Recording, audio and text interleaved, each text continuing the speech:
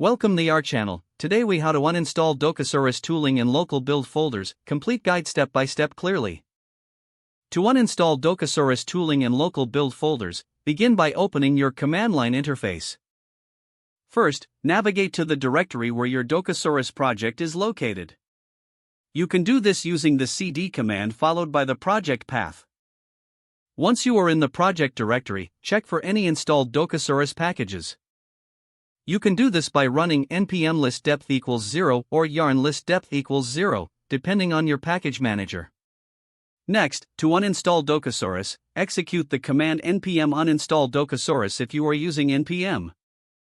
If you are using yarn, the command will be yarn remove Docusaurus. This will remove the Docusaurus package from your project. Now, you may want to remove any dependencies related to Docusaurus. To do this, run npm prune or yarn install to clean up any unused packages. After that, it's time to delete the local build folder.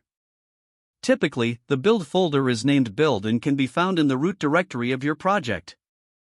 To remove the build folder, run the command rmrfbuild in your terminal. If you're on Windows, use the command rmdir/s/qbuild. Next, check for any other temporary files that may have been created during development. These usually include folders like .docusaurus and node_modules.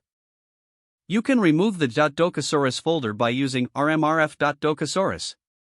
Similarly, remove the node_modules folder with the command rmrf node_modules. After cleaning up, it's important to ensure all references to Docusaurus are removed from configuration files. Open your package.json file and remove any related scripts or configurations. Finally, for a complete cleanup, consider running a command to verify that no remnants are left. You can run npm ls Docusaurus or yarn y Docusaurus to check. If any instances of Docusaurus remain, repeat the uninstall process for those packages. Now, you have successfully uninstalled Docusaurus tooling and cleaned up local build folders. If the page does not load, refresh the browser or try again in a private or incognito window. Make sure you are using the correct email address, then retype it carefully to avoid small typos. If your password is not accepted, use the reset option and create a new strong password you can remember. Check your spam folder for verification or security emails, then complete any requested confirmation steps. Don't forget to like this video and subscribe to our channel for more step-by-step tech guides.